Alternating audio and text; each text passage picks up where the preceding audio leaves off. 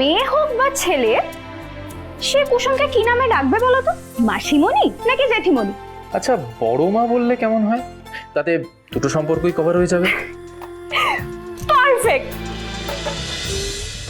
না না গুরুদেব, আমি এই পুজো কিছুতেই বন্ধ হতে দেবো না। যা কিছু হয়ে যাক, ঝড় জল যা ইচ্ছে চলে আসুক, আমি এই পুজো কিছুতেই বন্ধ হতে দেবো না। আমার আয়ুষের ওপর অনেক বিপদ এসেছে, কিন্তু আর কোনো বিপদ আমি ওর ওপর কিছুতেই আসতে দেবো না। আমার প্রাণ দিয়ে আমি ওকে রক্ষা করবো গুরুদেব, কিছুতেই আসতে দেবো না, কিছুতেই না। অনুশ্রী, তুমি বরং রান্নাঘরে যাও। কুসুম একা হাতে ভোগ রান্না করছে, যদি প্রয়োজন পড়ে তাহলে ওকে একটু হেল্প করো, তবে সাবধানে। হ্যাঁ, সাবধানে উঠবে। পুজোয় কোনো বাধা আসা উচিত না। যাই হয়ে যাক, এই পুজো থামলে চলবে না, তাই তো? তবে আজ আমাকে এই পুজোতে বিঘ্ন তো ঘটাতেই হবে। এমন কিছু একটা করতে হবে যাতে লোকে বোঝে মীনাক্ষীকে গুরুত্ব না দিলে তাদের সঙ্গে কি কি হতে পারে। তুমি জানো, তুমি যখন কুসুমের হাত ধরে আমার ঘরে প্রত্যেকদিন সকালবেলা আসো, আমার দিনটাই বদলে যায়। আমি আর অপেক্ষা করতে পারছি না। আমি শুধু ভাবছি কবে থেকে সকাল বিকেল সন্ধে রাত্রি সব সময় কুসুম আমার সাথেই থাকবে, আমার কাছে, আমার ঘরে। আজকে পুজোর পর আমি মাকে সমস্তটা বলবো এবং আমি নিশ্চিত মা এটা শুনে ভীষণ খুশি হবে, ভীষণ। তবে বাবা যদি এখানে থাকতো, বাবা সব থেকে বেশি খুশি হতো। ঠিক আছে, কোনো অসুবিধা নেই। আমি আগে মাকে বলবো, তারপর বাবাকে ফোন করে সমস্তটা জানাবো। ভাইদা, ভাইদা রে, কি তোর চোখে জল? কি হয়েছে? কি হয়েছে স্যার?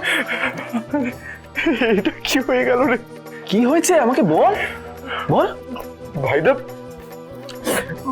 মা কাউকে এখন বলতে বারণ করেছে, কিন্তু জেঠুমনি জানবে না। এটা তো হতে পারে না, বল। কি বলছিস তুই? আমি বুঝতে পারছি না। আমি জেঠুমনি? ওয়েট এক মিনিট। আমি ঈশান?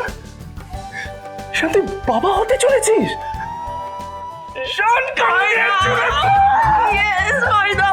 ভাইদা, আমি ভাবতেই পারছি না আমি বাবা হতে চলেছি। আমি তো নিজেও এখনো বাচ্চা।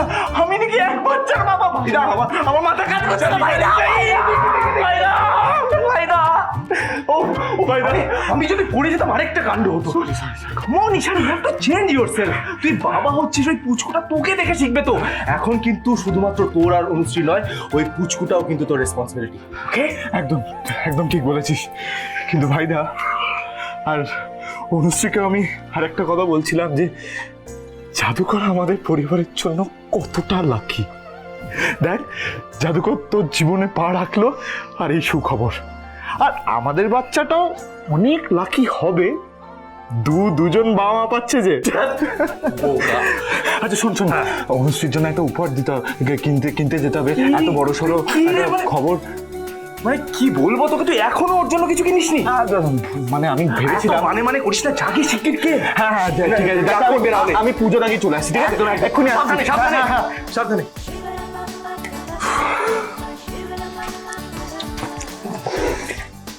হ্যাঁ, এই রে জামার বোতামটা।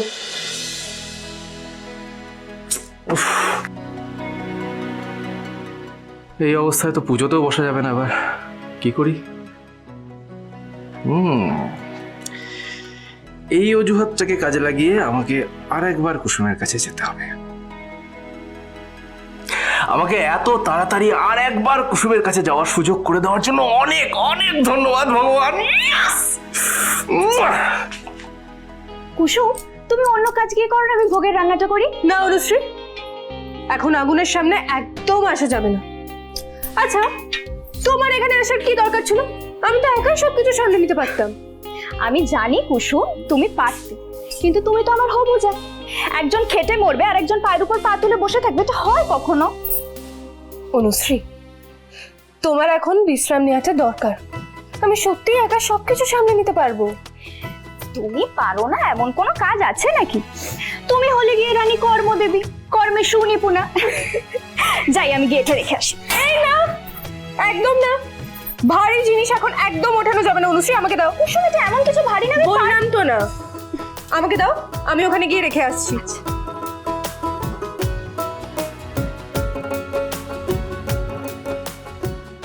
কুসুম এটা তো হালকা, এটা আমি রেখে আসি। আচ্ছা যাও। অনুশ্রী এখন ঝোঁকাও যাবে না। ওহো, এই মেয়েটাকে নিয়ে দেখছি ভারী বিপদ। আচ্ছা কুসুম, তাহলে আমি কি করব বলো তো? তুমি কিচ্ছু করবে না, যা করার আমি করব, আর তুমি এখানে বসে বসে দেখবে। কেন? আমি কি কাছের পুতুল যে শোকেসে বসে থাকবো? তুমি আমার কাছে তার থেকেও বেশি জরুরি অনুশ্রী, খুবই দামি। এখন তোমার মধ্যে এই গাঙ্গুলি বাড়ির উত্তরাধিকারী রয়েছে, তাই তোমার যত্ন তো ভালো করে নিতেই হবে। কুসুম, তুমি জানো আমার না খুব ইচ্ছা করছে বাবাকে ফোন করে সবটা জানাতে। দেবীমারও তাই ইচ্ছে। উনি এখন কর্তামশাইকে ফোনে পাবেন কি পাবেন না সেটা তো জানা নেই, কিন্তু উনি ঠিক পরে বলে দেবেন। আর এমনিও পুজো শেষ হওয়ার পর ডাক্তারবাবু আসবেন। আগে ডাক্তারবাবু এসে বলুক যে তোমার সব কিছু ঠিক আছে কিনা, তারপর তুমি নিজে কর্তামশাই আর দাদাকে জানিও। কেমন? ওকে, ডান।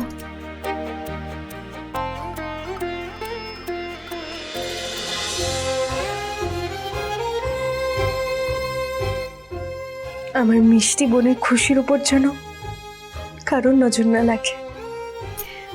পরের জন্মে তুমি আমার নিজের বোন হয়ো।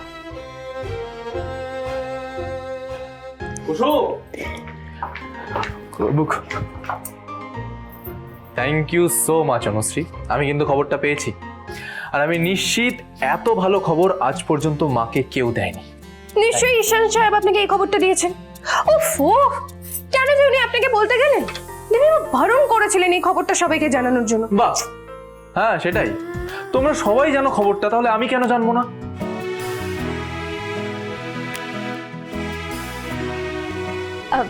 কুসুম, এই খবরটা তো তোমার ভাইটাকে দেওয়া উচিত ছিল, তাই না? একদম তাই। আর তা না করে দেখো কিরকম ঝগড়া করছে আমার সাথে। যত ঝগড়া তত প্রেম।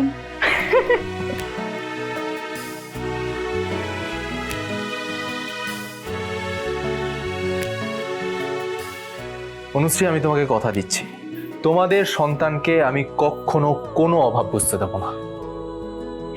সে তো আমি জানি ভাইদা, কিন্তু আমার না একটা প্রশ্ন আছে, আর সেই প্রশ্নের উত্তরটা আমাকে কেউ দিচ্ছেই না। বলো না, কি প্রশ্ন? এই যে আমার মেয়ে হোক বা ছেলে, সে কুসুমকে কি নামে ডাকবে বলো তো?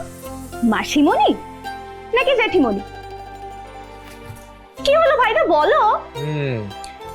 আচ্ছা, বড় মা বললে কেমন হয়? তাতে দুটো সম্পর্কই কভার হয়ে যাবে। পারফেক্ট।